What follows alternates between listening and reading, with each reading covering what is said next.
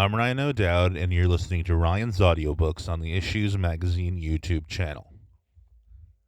Today we're continuing with Section 19.4 in Book 2 of the Order of Celestial Integration.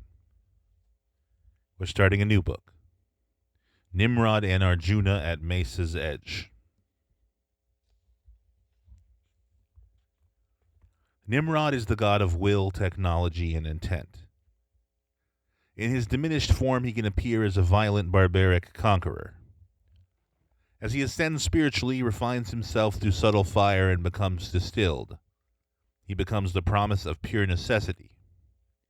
He loses the need to dominate and becomes purely functional without ideology or self-interest. Arjuna is the god of righteousness. He starts as a reluctant warrior, sensitive to the consequences of his actions. He later meets Krishna, who teaches him to wage war for idealism. He eventually looks within himself.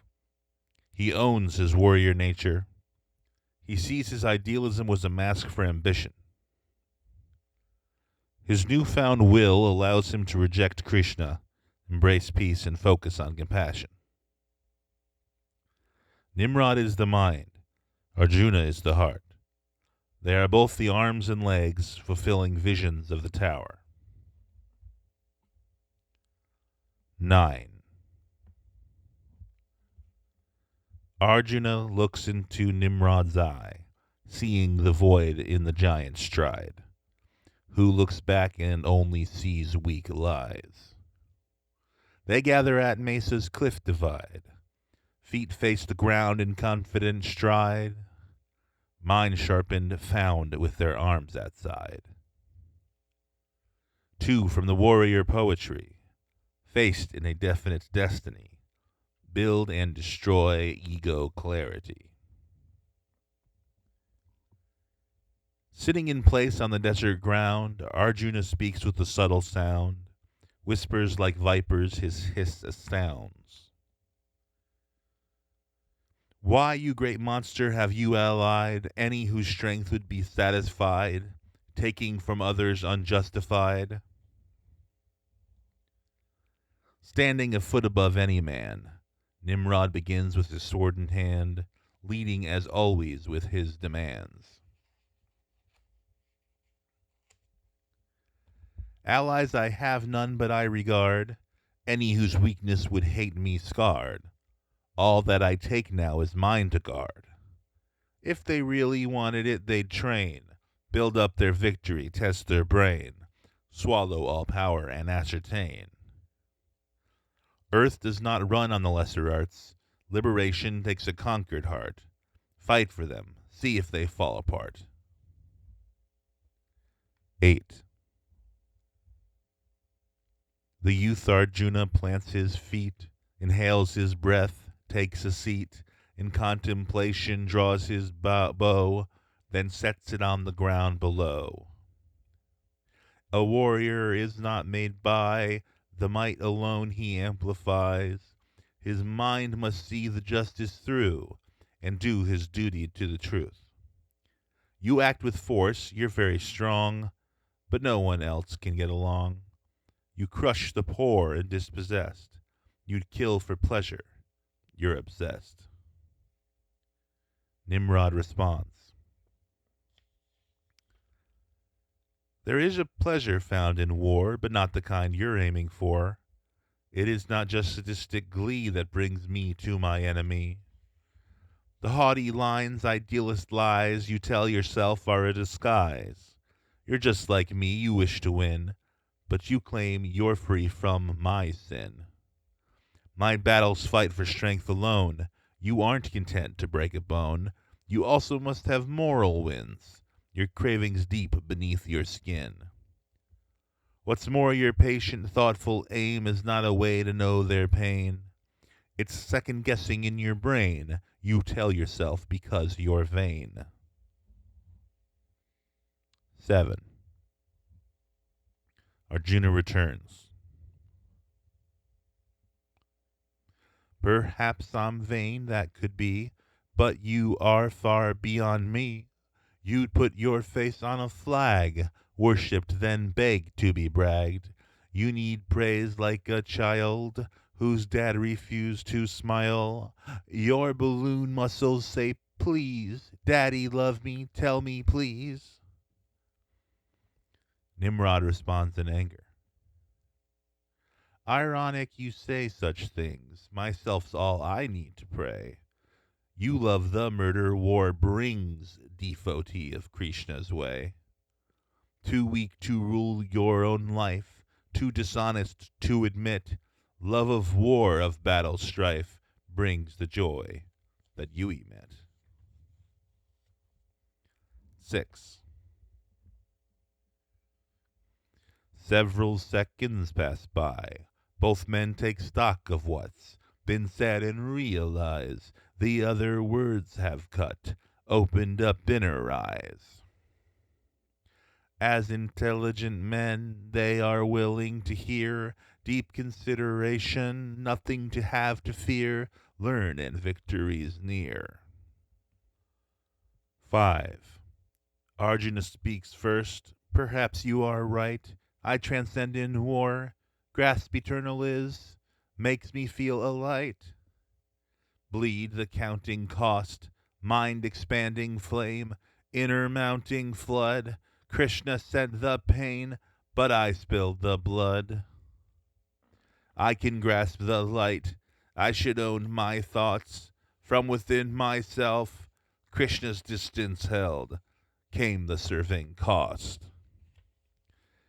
Now to pave the way for a new program, determined today, bring me back my bow, take it all away. With consideration and squinting eyes, Nimrod begins to speak.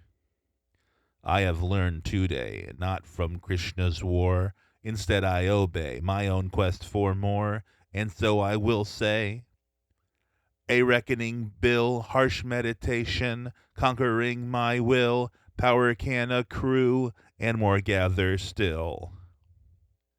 It is not to kill or enslave the mass, that is my true will. What makes me expand, it's my visions fill. You think I control, that I love to slave, but creative toll, seeing what I build, making pieces whole. Our world is cracked wide, separate and torn. Division divides, communication, I seek to unite. 4. Arjuna thinks, pauses, reflects, considering how it affects. Yes, you unite, people diverse, but you ignite violent bloodthirst. You don't repair broken down walls, you break them down, empathy falls. Your dream to cast new worlds from ours, noble at best, but does great harm. So great in strength, you can bend steel, but why break down when you can heal? Nimrod retorts, look in my eye, I do not care how many die, that gets us where boundaries erase, borders subside, people as one, that is my guide. And as for you, you'll never see anything great if you retreat. Krishna has not healed your world's needs. He sits aside while we all bleed.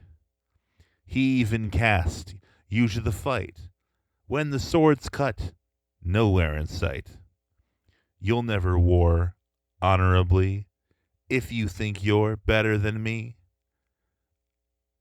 If you want peace, abandon gods. Only the strong can break the rods, turn them to frames to hang anew. Foundation's aim, get what we're due.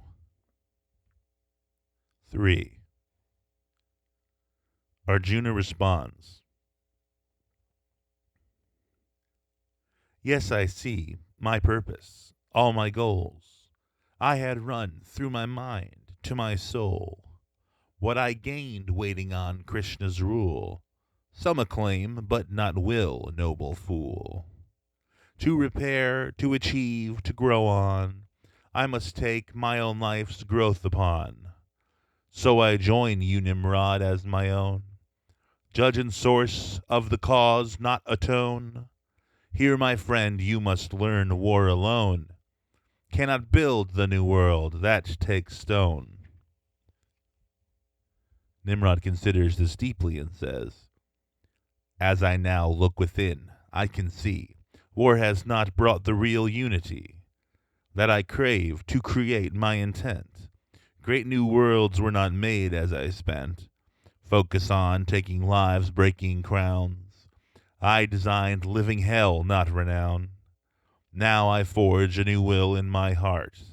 No divide, I will build a new art. From the earth I maintain, I will climb to heaven to wage war with sublime. Earth's heroes have no need to wage war.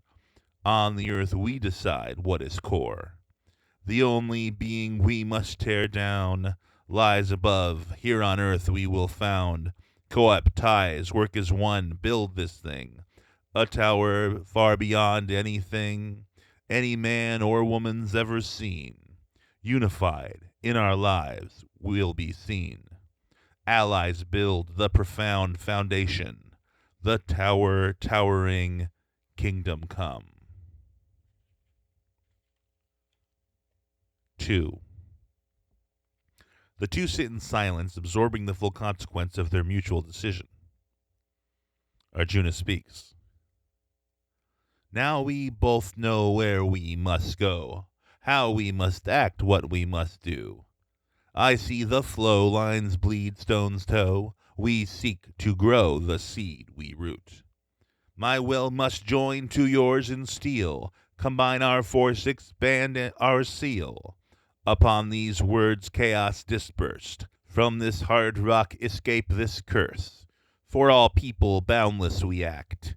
Our call to merge conjoined contact. My bow, your sword, no gods replace, but forged tools our will is space. Out from prison this earth transcend, beings ascend never to end. Nimrod speaks. No war, just build. MESA'S space filled by new architects. Ascend the next, realm-wide to span. Settle new lands beyond God's hands. In space we'll land. 1. So the two did as they said. They built the spire that they led. They learned to live now as one. All the walls broke down to none. Up to seek from earth's broke laws. No more war, race, or blood cause. From the charge the debt runs dry. God left on earth none to spy. Filled with bright light's eye and flame, merged as one from war to flame. Seek the line past bridge and sky. Now their own soul not to die.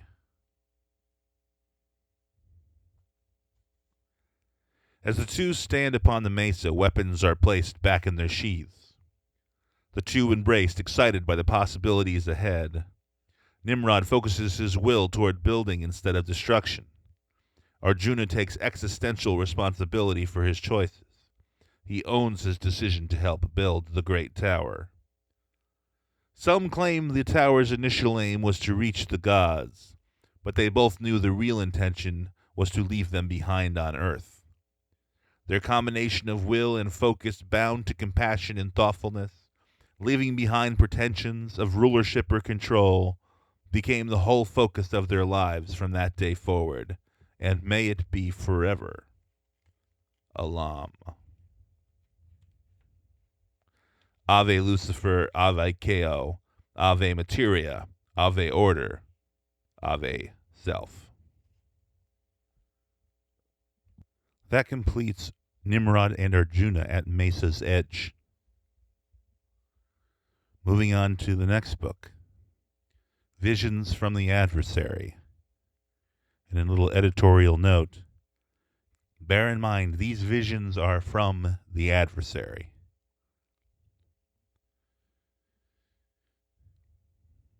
One, humility. He who submits that others will submit is found in the highest of heights. 2, peacemaking. In all ways and in all times seek peace. 3, defender of the simple. Rebuke claims that education is superior to common sense. 4, laissez-faire. Remove all restraints to commerce and property. 5, uphold the common faith. Be public in your religious displays and uphold ministers who uphold you. 6, deny the divinity of each person. Rebuke blasphemous claims that individuals are God. 7, reinstate the ancient holidays. Empower the traditional calendar. 8, protect traditional values. Remind the people that they are holy, tie their holiness to the nation, and viciously prosecute heretics. 9, forbid science. Remind people that the holy do not ask questions. These are the words written upon a book found half buried in an ancient landfill. Upon the book cover is written, Visions from the Adversary. It continues. Imagine an ancient city. Clay walls dominate the roadside. Various animals are tied up beside homes. The streets are close and well planned. The avenues extend in straight lines and 90-degree angles. The whole city is oriented towards 2 vast buildings. On the perfect south of the urban blocks is a giant walled fortress. Stone is placed upon stone, rounding the structure in impenetrable walls. From behind them climbs a large domed house. Beyond a vast staircase is the predominant building, the people's compartment of no kings. To the north of the city is a friendlier sight. Though intimidating in its own way, various sculptures stand on the courtyard between the building and the primary city location. There is a long brick path connecting the alcove where the richest citizens live to the tall pyramidal structure to the north. If you were to walk down this path, you would notice the sculptures in perfect symmetry to one another. Fountains of water connected to unseen artisanal wells, lions, bulls, and other predatory beasts stylized and arranged equidistant to either side. In front of you is a large gate, the entrance to the temple. The outside of the temple is painted in the brightest, most brilliant colors the city can afford. Flags drape elegantly, designed by the city's most skilled textile workers. Paintings of historical battles, spiritual myths, and stories of the god priests run along the seams between stained glass windows in every direction. These are the centers of power, the dual citadels of the ancient city, priests and politics held together in power. Symbiotically, but also in dynamic tension. Everyone whose house lies between them is their willing participant. The People's Council, whose duties include leading the various holiday rituals, making and executing laws, and most importantly, defending the city in the case of invasion, is the more obvious power of the two. The temple priests, on the other hand, rule more thoroughly but also more subtly by controlling the calendar, possessing scientific knowledge, coordinating rituals, and most importantly, being in direct contact with the gods. The priests are simultaneously more anxiety-inducing and more beloved than the political body. This is the city of the two, the new Babylon, the city of Melech Taus. This is the city of the nootropic avatars. This is the original Alexandria and the future Promethea. This is the archetype of every awakened polis. This is the city that the prime initiate seeks to revive. This is the city that I, the prince, destroyed. Upon its ruins I built my own city. These are the records of the city I built. 1. There were a lawless, soulless land full of ego, problems solved, the aggression of innate confidence. A forgotten code of Maine, no more gods within to teach them, empty and profane, destroyed, now I am rules. Rising from the ice in a fountain self-contained, remained explained, the web is ascertained, made foolproof. There were secrets spoken openly, the broken hierarch, tribes and lands abolished, money bled, forgotten, my morphine blood elixir that once stupefied and slept, the masses in their chambers, pores overflowing, seeped, sticky, slow, and pleasured in the new land. Old platitudes overcome, resisted, the promises in thought sex broken down and then devoured. So I will have to cast another sticky spell away. A night long ago I sank down from the petaled plume upon the yawning throne, legs stretched, feet planted, silver silk robe donned in elegant treatment. I walked like crossing clouds, weightless, gravity above, the whole entire gate providing royal emphasis. Legs threaded, narrow vision pinned, the string-like motion delicate, the procession alternating ankles pressing forward, downward.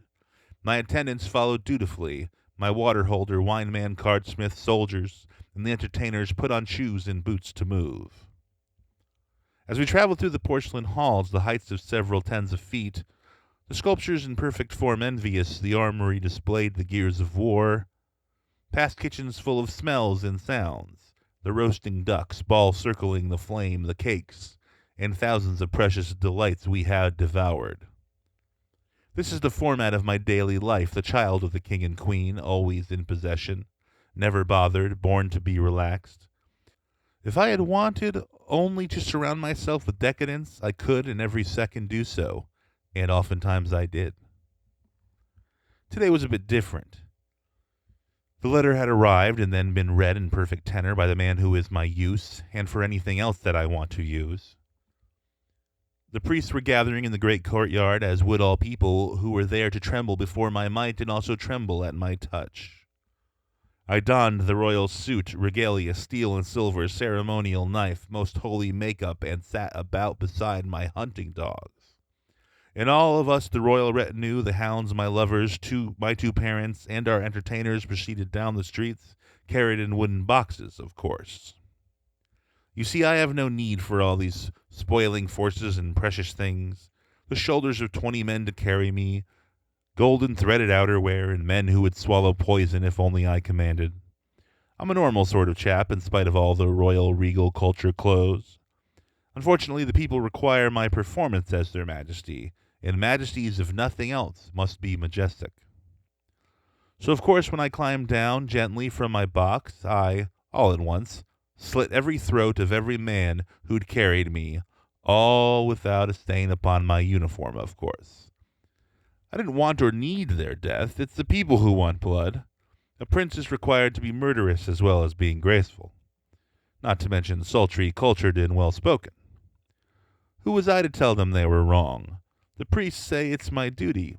Trust me, I would rather stay at home and eat dried figs with all the men whose job it is to dress me, and I suppose undress me, too. So here I was, the blood was spilled, the highest priest came up to me. He dipped his finger in the blood most near to where I was, smeared it on my forehead, and kissed me on the mouth. Turning around, he shouted grave incantations at the people who cheered and cheered until they erupted in an orgy of violence and sex. Each and every one of them sliced the forehead of the one beside them, pulled down his shorts, and put his solid cock into his mouth. Did I mention there were no women there? They are forbidden from the holy days, aside from the queen, of course, who wore a representative gold phallus my father bent before her, sucking blood from it. The high priest lifted both his arms into the sky, stripped naked, and screamed as loud as he possibly could. The crowd stopped everything and went deadly silent. He then dropped his arms and fell to the ground, which every citizen did in kind. He wrapped his aging mouth around my cock and sucked as hard as he could. I fell at once as well. This was my royal duty, I told myself. I'd been saving all my semen to help activate the gateway of my mind. As he devoured every inch of me, I held within the sacred crystal ball of my imagination a map, not a projection, a perfectly running city, where everyone does their job, a year without any typhoon rains, a perfect river flood without destruction, months with no plague, no war, no internal division, only peace, prosperity, and holiness throughout the year. As I came, I brought my knife down and plunged it directly into the brainstem of the high priest who fell dead. I got up off the ground as a wave of holy orgasm spread throughout the squirming populace. My father came from the golden dick shoving itself upon his prostate, armed by my mother, the queen. I found the citizen who came first. I appointed him to be next year's high priest. He was overflowing with thanks. His first duty was to lick and swallow every ounce of cum that fell outside the throats of all the people. He did so with joy. My entertainers raised their trumpets and sounded them in glee. The women, fully clothed, came out from every city home, bearing platters of tasty things, fruits, cheese, bread, soups, meats, and more. The two most decorated hosts came forward and cut up what remained of this year's highest priest. They impaled the flesh with silver spears and cooked him on a bonfire that was 40 or more feet high. Then everyone in town began to eat, starting with morsels of the high priest's well-cooked limbs. It was a triumphant holy day. Surely this auspicious occasion would promise a plentiful year. The important thing was that everyone did their duty in humility. It doesn't matter what we want personally. These traditions must live on. The tradition can keep us stable. They bind the royals to the people.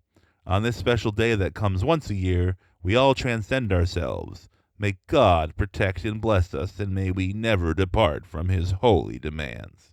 Amen. 2. Sacred palace whips enforcing token trades. The link, communion, false but holy, bent towards acquisition. Each man has his own place, each starched black shirt, each white collar bent, the marriage of meaning and intent. 3. How few does it take to keep the show running smooth? A few basic rules, a few minor tools, a few positions sacrosanct, a few repeated phrases, and even more still, an army to enforce the margins. The people are cowed mostly through the words that leave their mouth, the repetition creeds, the lessening of degrees. The reinforcement places stated a clear chain of command. Bring the God to them and lay still, their fearful hearts and minds in victory. Placid people seek to line up with the winner. The thoughtless repetitions anoint the bringer. The recitations take the place of thinking and justify all actions that are needed. Crown the people, glory to the prince's edict.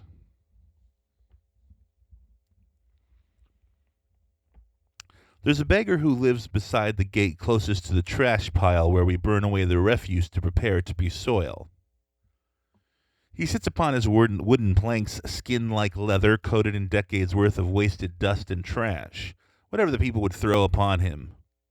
Each day I, the prince here, secretly move beside him and whisper offers to become the palace sage in perpetuity. Instead, he grunts and spits at my feet, grips me with his eyesight, and simply but aggressively shakes his head to speak his no.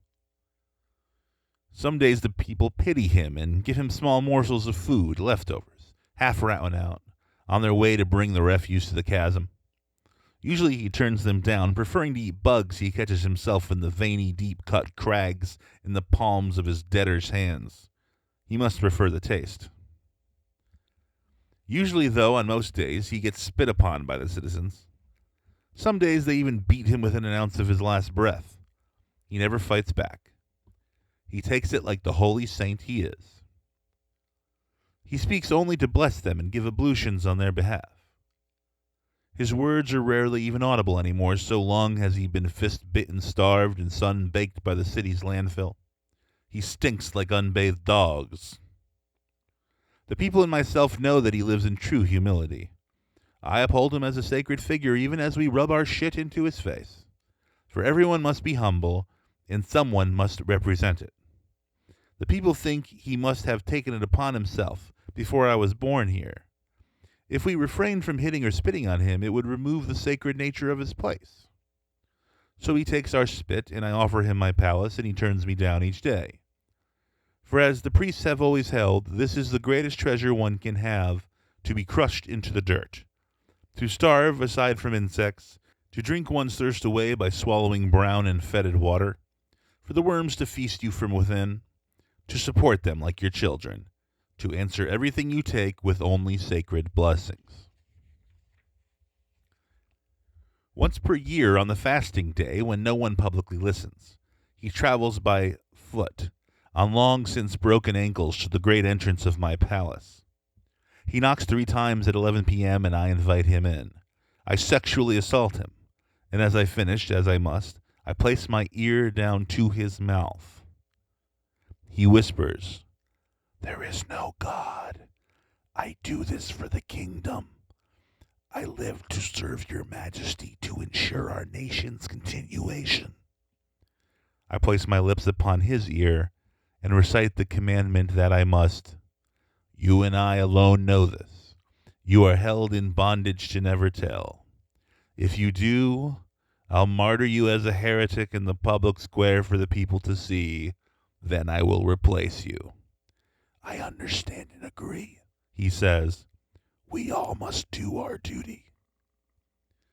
Then I feed him the palace's greatest delights, and he gets to sleep upon my bed as I return to the city gate to sleep on top of his wooden planks, like a banker.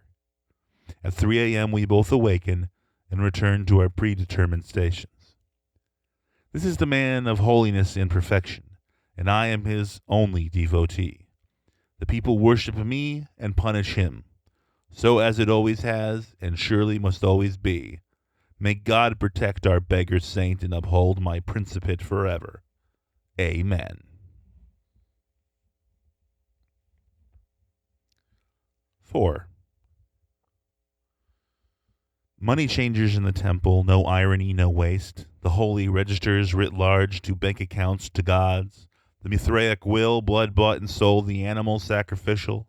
Cut out the middle, burn the cash on altars to the nobles. The glorious once lit up herald notes the iron gems in coin. The salivary glands perspire the priesthood to anoint. Reckon the stranger to the port of gold and put them in the fire. Bring us your tears, your years, your hopes, and make them all employed. My finance minister came to me this morning, pen in hand. As usual, the reports were excellent. Another quarter of growth in the kingdom. To our east we discovered fresh rivers around which to plant our wheat. I sent a small coterie of soldiers and declared to the people that there were new lands to settle. I also sent some of the palace horticulturalists to stake out and sow the best plots available. The massive surplus of wheat this brought us allowed us to flood the market. My wheat in particular was of higher quality and lower cost than any available. We paired this with a generous attitude towards our neighboring tribes. Their wheat was quite inferior, and they didn't have enough to feed their people. Something about settlers pushing them off their land or something. Those weren't my ministers, of course. We are careful to obey all laws and treaties. I gave the neighboring tribes the first ton of wheat for free, generous peacemaker that I am. The rest I allowed them to buy on credit. They lacked the necessary funds to pay us at this time, and the goods they produce are inferior to ours in almost every way, the exception being their women and their young men who we were always happy to lease sexually for the following year. It's always the policy of our government to be at peace with the people around us. In the past, we have even been able to use our financial diplomacy to get warring tribes to lay down their arms. A simple show of force from my personal guard and the use of gifts and loans, and most anyone will do what we will. Peace is held in the highest regard to our priests and people. In the end, we also make 20% interest on all the loans, so be it. If you can do good while making money, then it is all the better for everyone. Because of the unique nature of our social system, my government requires no taxes from my people. I simply arrange to have the highest quantity of the best goods. This enables me to set the lowest prices for everything my people produce. This, combined with our financial diplomacy, pays for the army and the basic infrastructure. My people's homes have running water, our roads are well constructed. Our city walls are the envy of all known nations. Even our sex workers are subsidized by the foreign tribes. We don't need any social services because my people are wealthy. This is why I am worshipped as a great and mighty prince. No matter who said being feared is best, my people love me. There are a few beggars here and there around the gates, but this reminds the people of how lofty their position is. To citizens of the realm, there are no taxes, no duties, no restraints on commerce of any kind. We extract all that we need from the people that are around us. If their governments fail them, that is simply God punishing the wicked. All is well financially in this kingdom. May God's blessings reign upon our noble city forever. Amen. 5. Carry on, the ancient repetition, the boundaries of division, the simple line unbroken. Carry on, the ministers of ritual, the dance and the movement central, the lines repeat eventual. Bring the old and the ancestor, extol the intercessor. Prepare a line of victory, the old ways were the best. Become the romance of the sage, the repeated cipher saves. Uphold the grand traditions in the temple of the way. 6. Beware.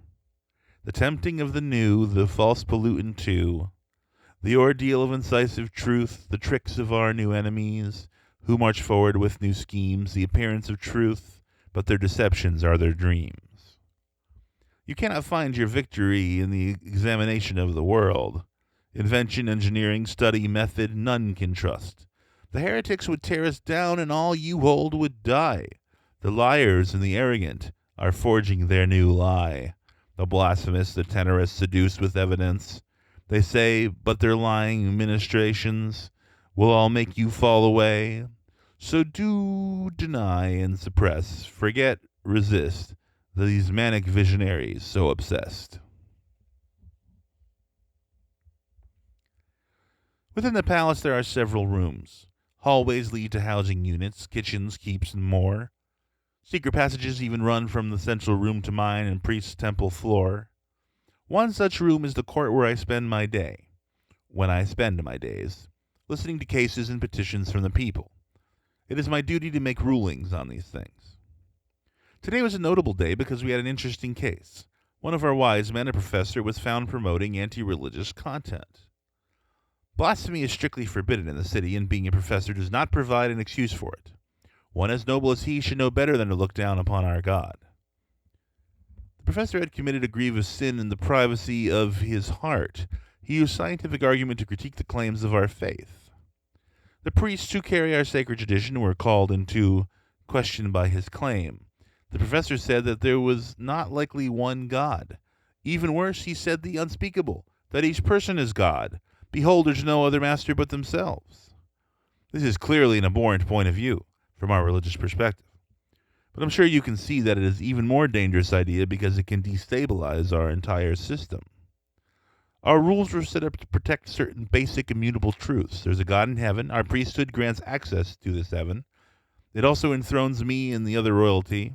It reminds the people that life is eternal after death.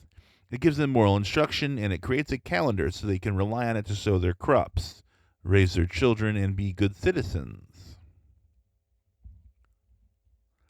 The man of letters defied these basic and immutable truths. His primary claim was that truth can be found by anyone, at any time. Through repeated observation, anyone can start from a simple premise and set up experiments to figure out whether the premise holds true.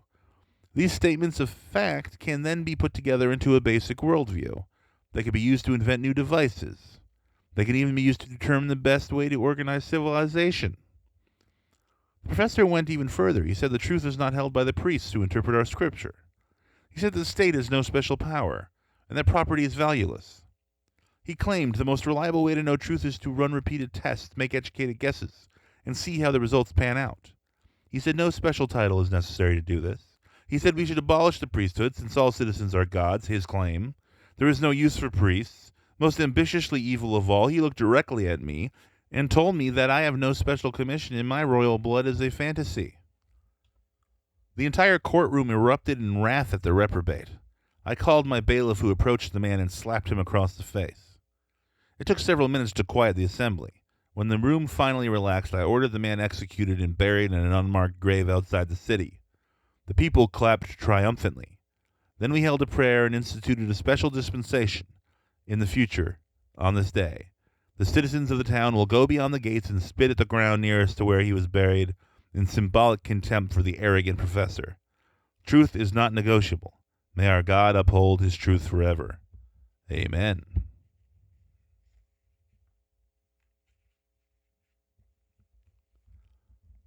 Seven. The city must continue. To do so, it needs bravery and kindness, peace and light. We built it in a hurricane of energy, a palace and a temple, people's homes. We are bound by our convictions, our rituals, our faith. I play my part so dutifully, acting with restraint. The priests teach everything the people need to know, to live in harmony, to build, to grow. The people, for their part, play kindly, even sanctified. They marry and have children. They bring them to the hall, the temples, for their ceremonies, the feasts. Together we the three act out performances for all.